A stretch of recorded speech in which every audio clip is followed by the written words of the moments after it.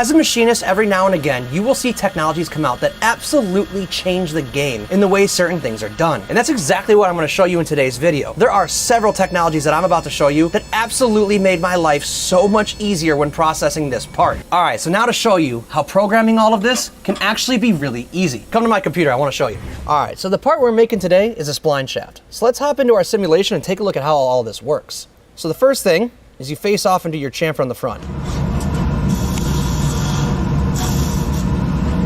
After that, I groove behind the first spline section. That way when I run the key cutter through my spline, the burr goes out into the chamfer and it's not in the spline. It won't affect the functionality of the part. Now you'll notice something here. I turn my OD last, and that's because on a Swiss machine, your material is the work holding. If you turn away your material, the part won't be supported.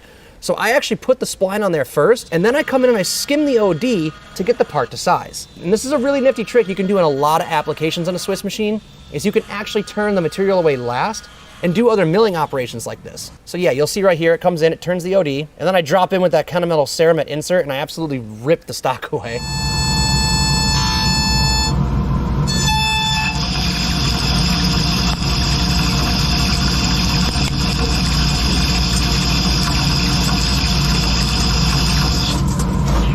And this right here will probably be my favorite part of the simulation. This was the one thing I was worried about when processing this part, is we're gonna come in and we're gonna grab the front section of splines with the subspindle, and then we're gonna machine all the splines in between spindles. And this can be kind of hard to imagine in your head, right? You have a lot of moving parts.